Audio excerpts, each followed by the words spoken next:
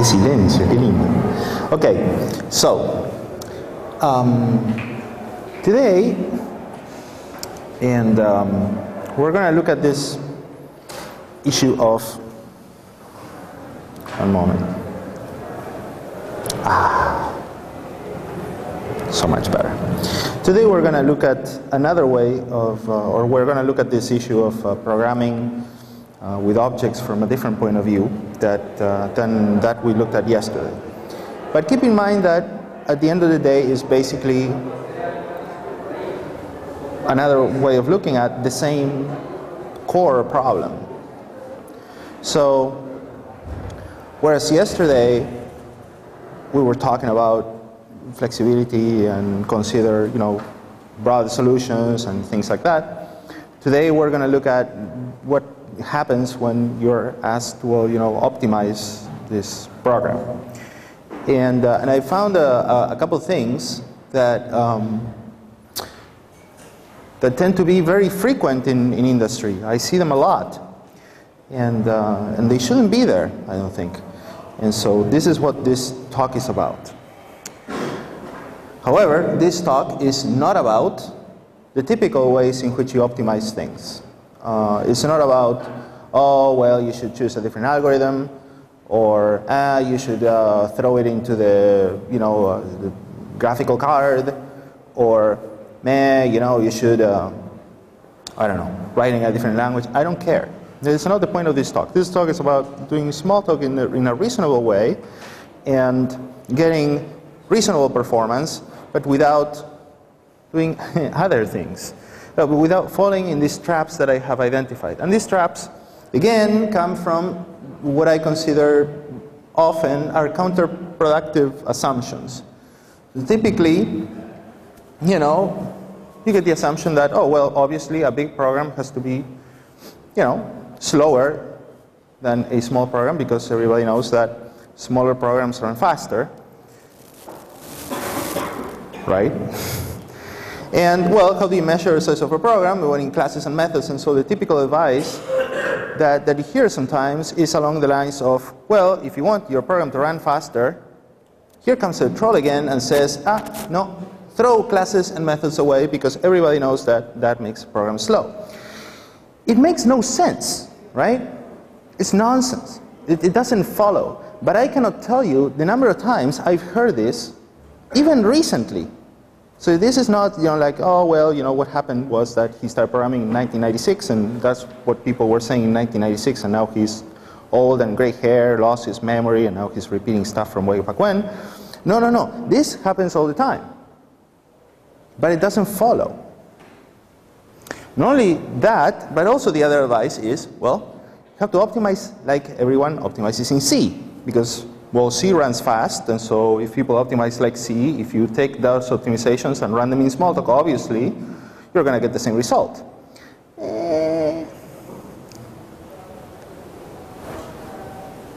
Let's take a look.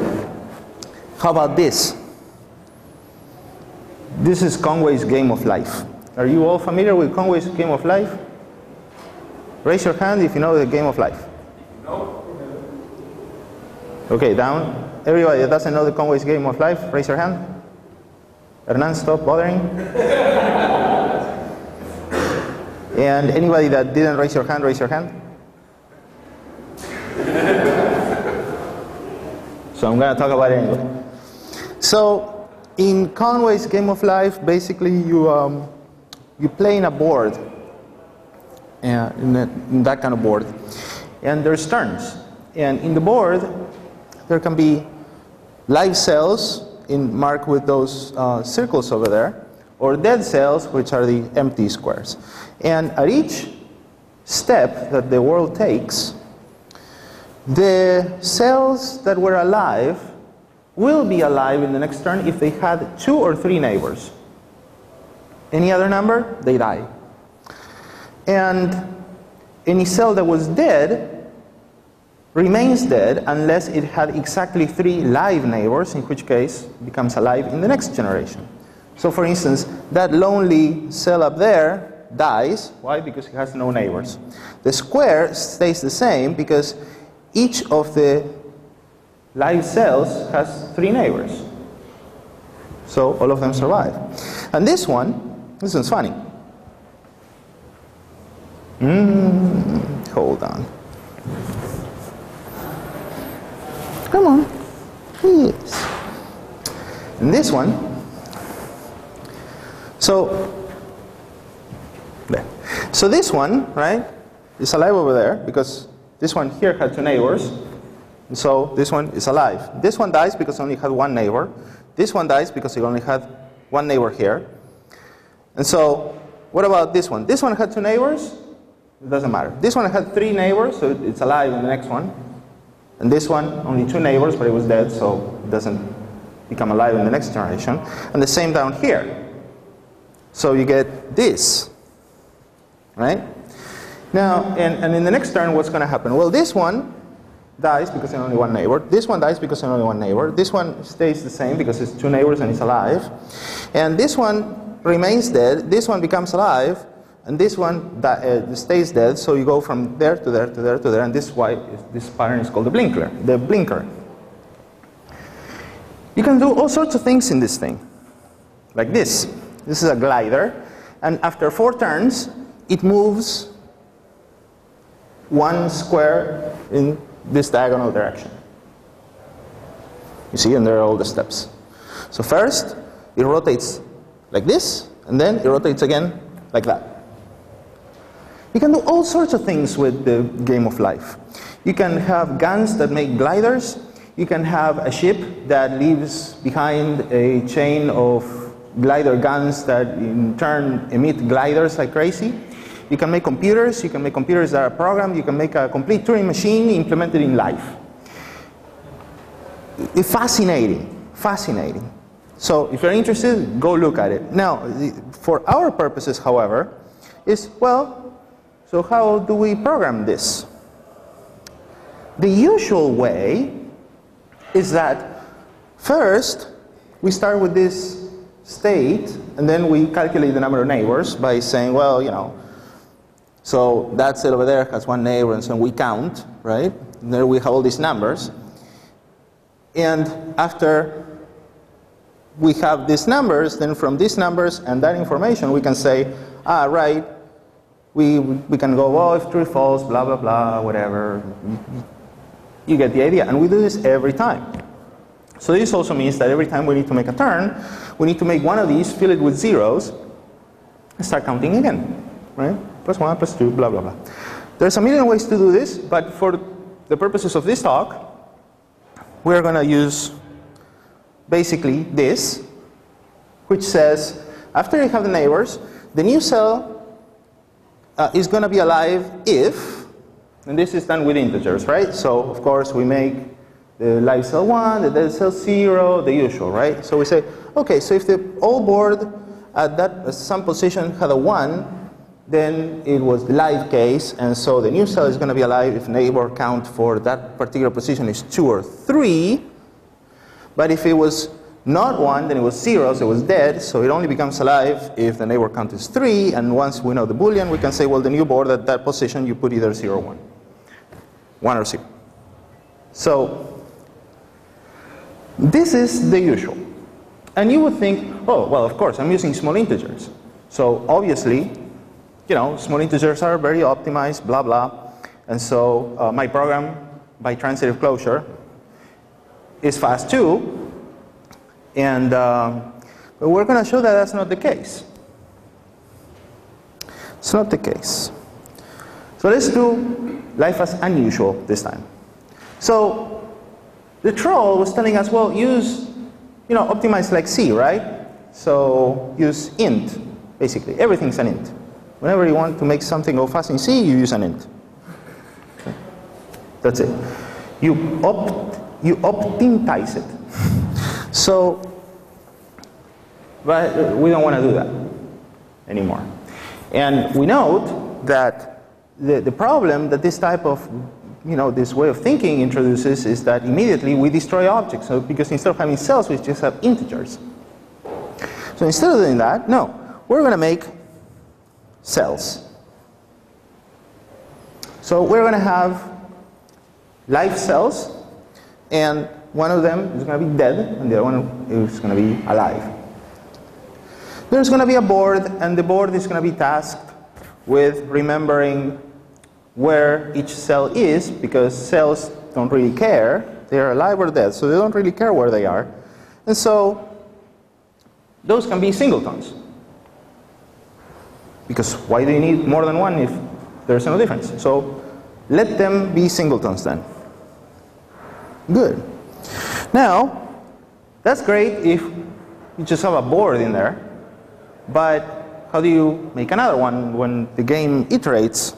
Now you need to deal with neighbors. But again, right? Integers.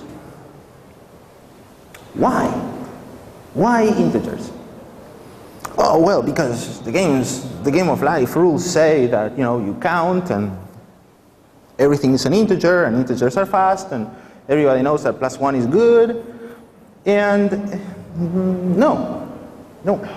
Again, we are destroying objects that are present here.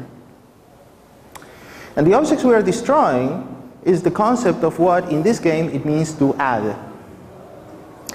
We are destroying the concept of, overpopulation, underpopulation, spontaneous birth of a cell. All that just went away. And because we don't have it, we lose expressive power. Also, okay, so instead of doing that, we're going to introduce a hierarchy of counters that are not going to count with integers, right? No integers anymore. So let's see, we're going to have basically a count of neighbors, and there's going to be two kinds, the neighbors of a live cell and the neighbors of a dead cell. And of course, because you have the game of life rules, you know that after you get to past 3 neighbors, the result is always a dead cell. So if you got to 5 neighbors, who cares? It's 5, 6, 7, 8, who cares? So you have too many neighbors, whatever. So already, that tells you that, well, the other program that was adding, it was adding uselessly. If it already knew it was 4, then why did it keep adding +1 in the neighbors, right? Why that 5 in there, in the middle of the glider? Why that one? Useless work. Whatever. So we're going to introduce these things. So how are we going to count, then, if we cannot use integers? Because that's the whole point. Let's not use integers and see what happens. So, how do we count? Well, we could use polymorphism and teach cells to start counting. So let's see. Here's a dead cell. So if we add and this is double dispatching, of course. So let's say that something is going to send a message to the dead cell saying, hey, add yourself to this counter, right? But it's a dead cell. There's nothing to do, so just answer the counter. But if you're a live cell, right? Oh, add myself to a counter. Hey, counter, the next counter. And I don't care which one it is, +1, -1. Too many is too many, I don't care, right? So, okay, so a dead cell may require, for the first step of the iteration, to answer next counter. And in that case, then the result will be that the dead cell has 1 neighbor, so it knows which singleton counter to answer. This one. Dead cell with 1 neighbor. Something similar for the live cell with 1 neighbor. Hey, this is a live cell and I'm adding a neighbor to it, so what do I get? Well, a live cell with 1 neighbor. Great. And finally, there's going to be a polymorphism between the counters and the cells, because sooner or later we're going to have to say, well, what happened with the mutation? And so if nothing happened to a dead cell and it didn't get added any neighbors, then it didn't progress to any counter and it's still a cell. But in that case, it doesn't have any neighbors, and so the mutation result is self because it's a dead cell. And similarly, if you have a live cell and it didn't receive any request to add counters to anything, then you know it has no neighbors, and of course, a live cell with no neighbors is dead, so give me a new dead cell. Or it could be dead cell new, but whatever. Minor detail. Now, so, the whole diagram looks like this. If you add a neighbor to a dead cell, you get a dead cell with one neighbor, and if you add again, you get a dead cell with two neighbors, dead cell with three neighbors, and after that the next counter is too many.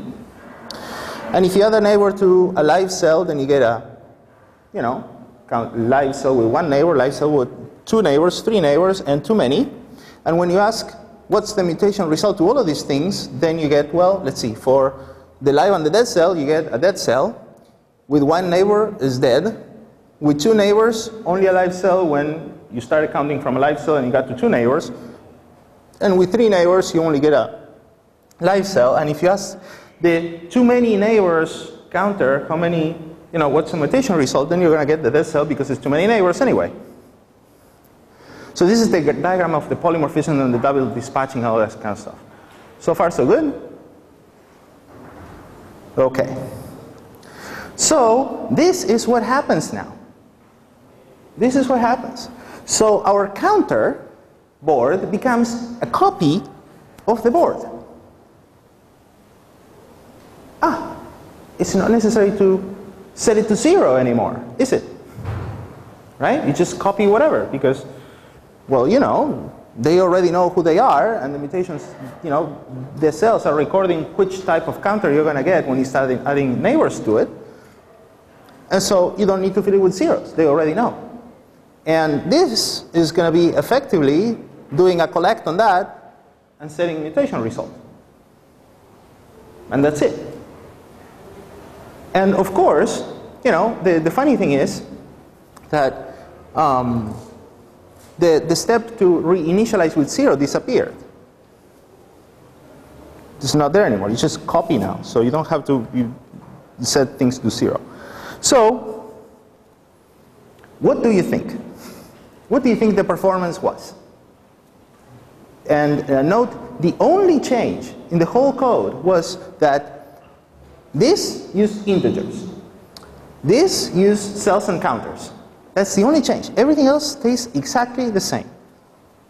What do you think? What do you think? Which one was faster? Come on. Any brave people want to say which one was faster and by like how many? Leandro, you have a smile like you don't know. I can tell which one is faster until I run them both of them. Nah. Anyhow, so usually one would expect, well, the small integer one is more optimizable, immediate, no object creation, so it has to be faster? No. No. So, So why then, if you don't want to go overboard with optimization, with algorithm and everything else, why deprive yourself of the ability to have proper objects and have to deal with integers for nothing? Well, maybe this is not a good example, right? Because you could use bit-blit, you could use blah blah blah. Well, so let's do something then that you cannot do easily with bit-blit. Let's try this one. What? You thought I only had one example? No. But yes. So you said that it's best on factor or which size of the game. Because I would expect for small size then it's probably faster. But then for a large table, I would expect it to be slower, much slower. Not really. I tried rather large tables and had a bunch of gliders flying around.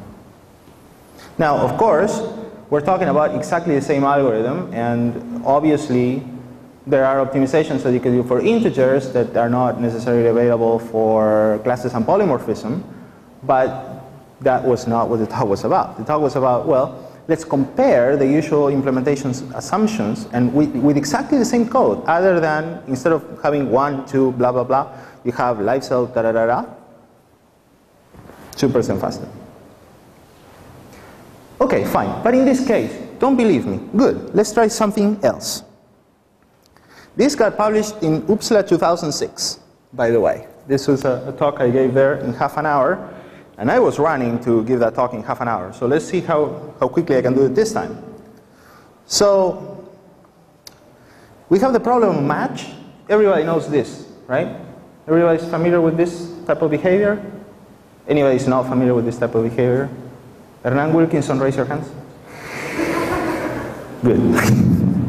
So anyway, so everybody's familiar with this. So how is it implemented? Right? Or, well, rather, let's see. Yeah, how is it implemented? It's a huge method. So huge, I cannot put in the source code and I have to, put in this stuff, this TV channel that's broken. Because it's a lot of code. It's super optimized. It plays like all the tricks in the book, using equal, all the comparisons in the right frequency order, the lot, right? All the tricks with while true, while false, blah, blah, everything. And it's huge, huge. So, but out of this method that I didn't want to print, I want to concentrate on two things. These two things. Here we have comparison of characters, more comparisons with characters. And then you could start thinking, but in the live game, I was doing equal 1 or equal 2 or equal 3, and here I'm doing equal star or equal pound or equal the other. Why? And is it really necessary? So if we were to take the approach of the live game that I just talked about and apply it here verbatim, what this implies is that there must be then more than one character class. Just as in the other game, basically what we said was one class of small integer doesn't really help me.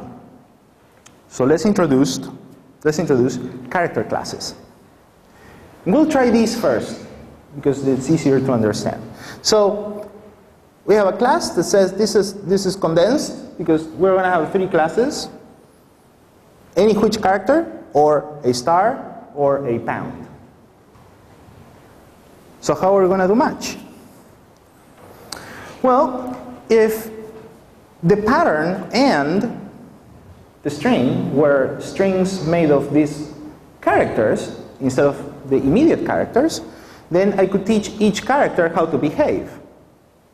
Right? So basically, pattern match a string could say, well, my first character, start matching this one from this position and in me, right? And start matching the other string in this position and do as you wish. So what's character A going to do? Well, it's going to say, well, I can continue working because otherwise the answer is false if those 2 letters are the same. If they're the same, I continue. If not, I say, well, false because I don't care. So we start there, and then A says, oh, well, yeah, I'm equal to that. So it sends a message to the next character saying, well, now you continue matching from new indices, like this. Now we come to pound, and pound receives this message. Hey, if you match this string at 2, then continue. What's pound going to do? Nothing. It's just going to say, well, I don't care what the character is, I just continue. Why? Because pound matches anything. And now, because pound knows who it is, it can just say, well, pounds don't care, so I don't do anything and I just push it on to the next character. So now B receives, hey, continue matching after 3, well, the characters match, so we get to the star. And now a star receives, hey, from 4, continue matching and see what. Now this is a star though. So it could be any number of characters followed by whatever else. So what could the star do?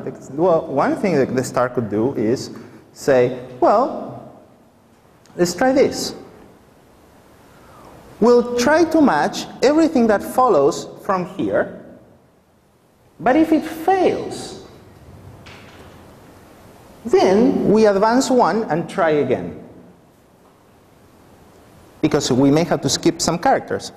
So the first time, right, the star is going to say, okay, I'm going to remember I was there, but I'm going to start from here now. So this character in there receives, hey, Do you match this string from, starting from here and looking at the string starting from here after a star was seen?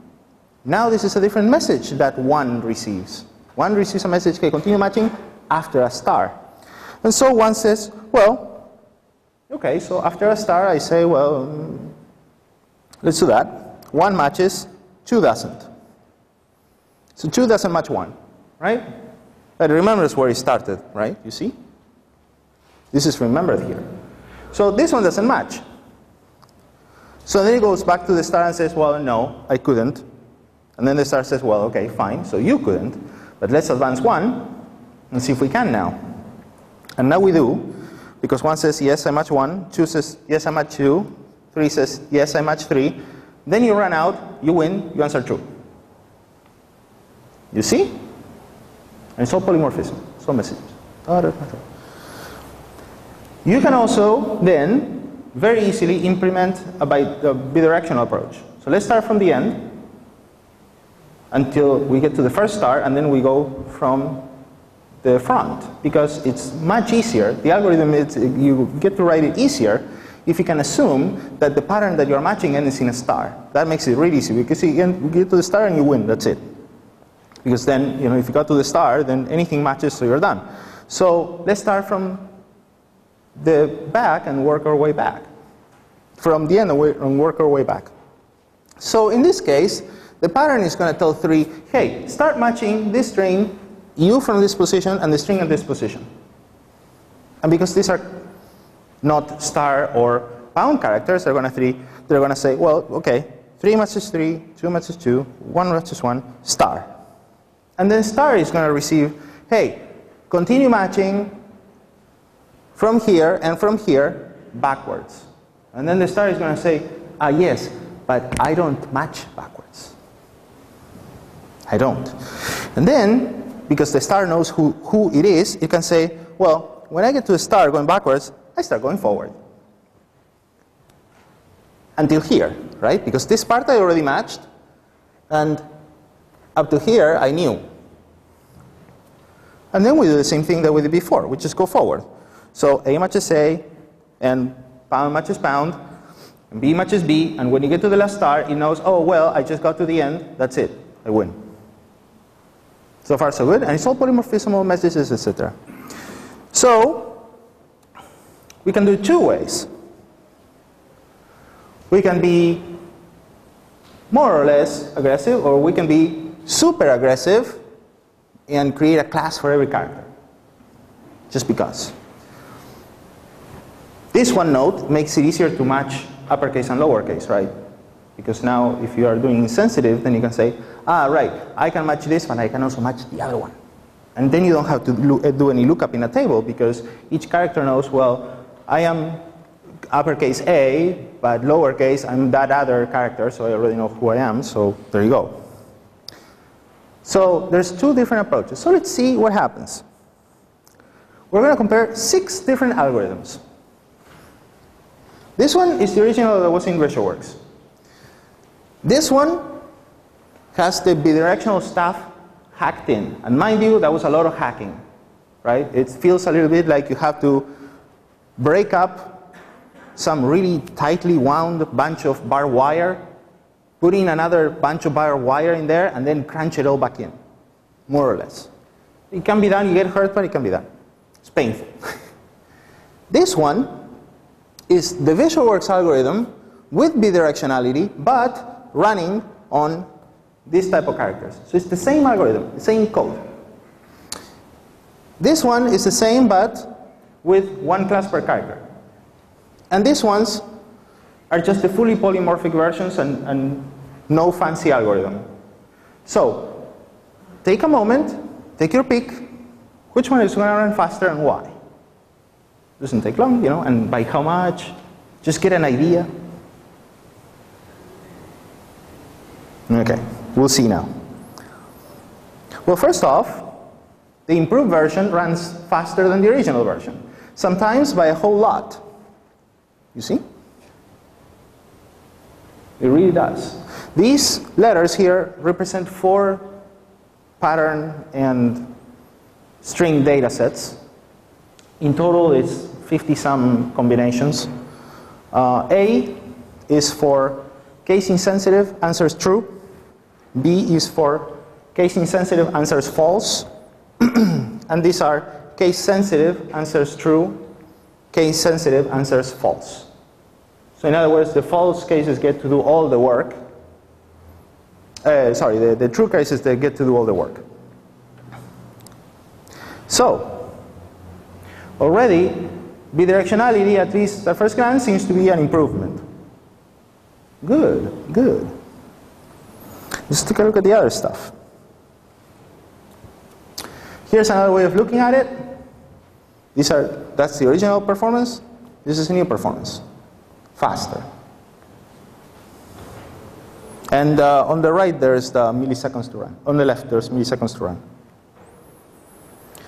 These are all the algorithms compared one another on the 4 data sets.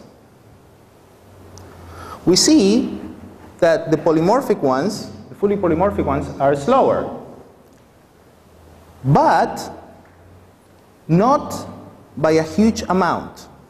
It's not a disparate comparison for comparing something that requires basically a stack frame per character match and something against a fully optimized version. You don't lose by overall more than a factor of 2 or so.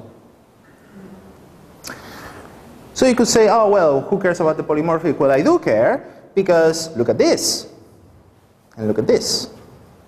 These are the same algorithms that you had with the fully optimized versions, but when you plug in the polymorphic characters, you can take that polymorphism and that object identity, the difference in object identity, into account. And you can go back to the code and take those assumptions to their full extent, and then code disappears. Because instead of having to ask, hey, are you a star? Hey, are you a pound? You can just say, well, if you're a star, just do something. You push that code out of the way, because you don't have to rediscover object identity all the time, because objects know now. So, here's the overall performance for all data sets. And as you can see, for example, this was the condensed version of match against the original implementation. This one is already faster. And this one class per character, is running faster than the fully optimized and fully improved version by a sizable amount. And the fastest of the fully polymorphic ones is not more than twice as slow as this, I believe. It's not, right? It's thereabouts. If I remember right in the book, it's like 550 some odd %. It's very close to half, a little bit less. Almost twice, a little bit less than twice. By the way, when I said the book, this is all in the mentoring course book that I wrote. So as you can see, some of the general assumptions that we make about optimization don't really hold. So what's the key to this? This is the key. That with characters and small integers, we lose track of the object identity. And then the code has to rediscover that identity over and over and over and over again. In other words, 1 doesn't know it's 1. 10 doesn't know it's 10. And so, if you have code that depends on whether something is 1 or 10, immediately you're going to be forced to say equal 1 if true, equal 10 if true, etc. Or even worse, if you have a combination of cases, if it can be, 2, 3, 5, and 7, what's going to happen, right? You're going to have to say, well, blah, blah, blah equal 2, or blah, blah, blah equal 3, or blah, blah, blah equal 5, or blah, blah, blah equal 7, or literal array 2, 3, 5, 7 includes blah if true. Why? Because the numbers don't know who they are. And it's the same thing with characters. So the key issue here, then, is that often, because of this unproductive and you know, confusing assumptions that we're often told too many times is that we tend to ignore object and the distinctions between different values, and we just confuse everything into one blob, and then the program has to spend computing time figuring that out all the time, even though we knew. In other words, we didn't fully represent all that we knew into the program. And so the program ends up doing the homework at runtime. And this becomes evident with message sends. Now I'm sure you've seen code like this. Some object is kind of some other class. If true this, if true that, if false that. There are many bits of code that read like this. I'm sure you all know. And this is not the only instance. There is an object responds to a message. If true, send the message. If false, don't. Because, oh my God, there could be an exception. Or some object is integer. If true, blah. If false, this. Or, you know, you name it. I mean, it could be is small integer, is fraction, referencing a particular class. Or it could be, you know, an object is proxy. If true, blah, you know, or whatever. There's a ton of these things. And the various devices that we write up to deal with this. For instance, oh, which one is faster? Is it faster to do response to if true or false, or is it faster to send the message anyway and wrap it with an exception handler when, you know, on message not understood this, that? And of course, at some point, there's going to be the observation that, well, in some cases, you really have to use this kind of. Maybe. Like with exception handlers. I wish it wasn't the case, but it happens. You know, why? Why doesn't the exception handler know who it is? Why does the exception handler mechanism have to ask all the time, hey, are you an exception handler, and which type, and da-da-da, right? On, do, well, it's kind of, right? Why? But, okay, whatever. Let's say that there are some valid cases of reflection or metaprogramming or whatever you want for which is actually useful. But look at what actually happens when you do this. Here is the code. So, how is this kind of written? Well, at least in VisualWorks, and I'm sure other smalltalks have very similar implementations. Let's see. If my class includes this behavior, meaning if the class of this object inherited from, yeah, that's fine. If my class inherited from this, then answer true, and if not, not. And then includes behavior says, well, if I am the class, because this is a class now, right? If I'm the class, then true. If the superclass is nil, then I run out of classes, so false. And if not, well, ask the superclass, which is an instance variable, if it includes the behavior. So let's see what happens when we actually send these messages. And look at the pain. First off, that class send, guess what? It can't be cached easily. Why? Because self is always of a different type. It's always of a different class. So soon enough, you run out of space in either the monomorphic inline cache or the polymorphic inline cache, and sooner or later you have to do something along the lines of lookup or some other complicated mechanism. It costs time. Why? Well, because self could be anything, and there's only one is kind of implementer. So that self class message, and there's only one. So there's only one cache for all the types of receivers that self could be. So that already you pay. Well, what about this one? Well, the class is always going to be different, so obviously this is also not going to be, you know, an easy message sent to cache. So we're going to pay lookups. Lookup, lookup, lookup, lookup, lookup. Let's go to includes behavior. Self equal equal, okay. Superclass equal, okay. What about that one? Lookup again. Why? Because superclass is always of a different class. You see? It's always a different instance of a different meta class. So lookup, lookup, lookup, lookup, lookup, like crazy. Kills your performance. And what are you doing anyway? You're simulating the lookup behavior of the VM in code. Why? That's the point. Stop it. In short, stop it. Or at least consider carefully, is it a good idea to use it or not? So, in summary, this, not really. Or at least not always. It's not a universal truth. This, well, neither. Not necessarily. You really have to test. But if you never think it's possible, you're never going to test and you're never going to see it.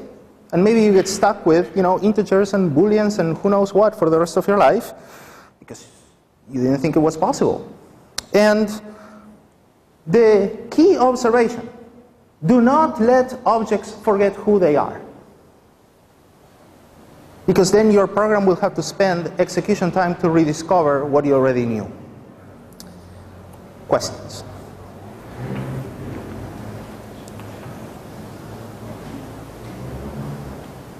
What a silence. Are we all sleeping? Okay, thank you.